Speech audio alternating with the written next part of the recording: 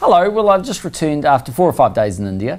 What I think was a very, very successful trip. New Zealand's keen to complete a free trade agreement with India. They're a massive market. If you think along the same lines of China, you're in the same space, about 1.2 billion people.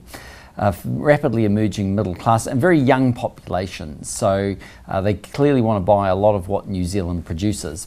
And from our perspective, if you contrast and compare New Zealand's relationship with China vis-a-vis that with India from a trading perspective, China, where we have a free trade agreement signed in 2008, this year two-way trade will be in the order of $12 to $13 billion.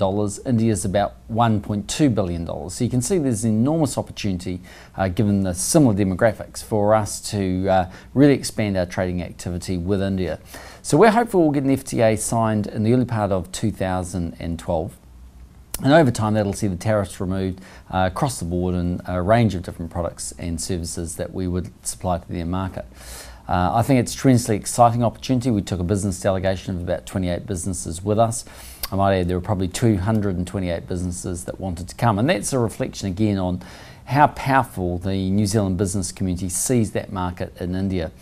We tend to think of that market, as a place for us to sell food, and while that'll certainly be the case, Fonterra's view is that over time India could become as important a market for them as China is. In reality, there's lots of products we can sell up there and services. We took representatives of the architectural community with us. We took representatives from Hamilton Jet, who have already sold a number of their boats into the Indian market. A lot of people in the education space.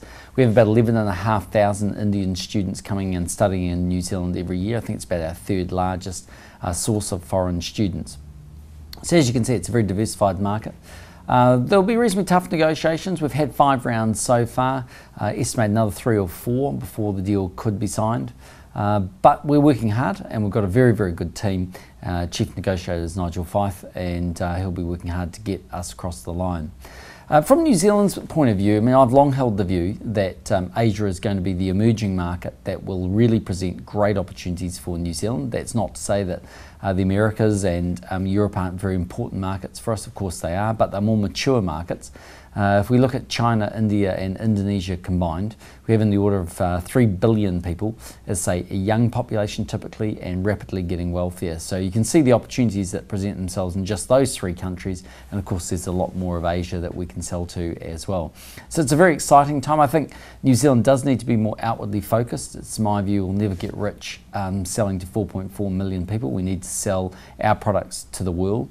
It's really important that we focus heavily on our brand, because we're always a long way away from markets, and so we need to be able to sell those products at a premium price, and clearly that's leveraging off the perceptions of New Zealand, which in my view are a reality as well, that we're a good, clean, green place to produce food and to produce high quality goods and services. Tourism also, interesting enough, is a very important market in India. Only about 30,000 tourists coming every year, but again, if you look at India, about 125,000 coming, China, about 125,000 coming a year, and we expect to double that number in the short term, so a lot of potential out of India as well.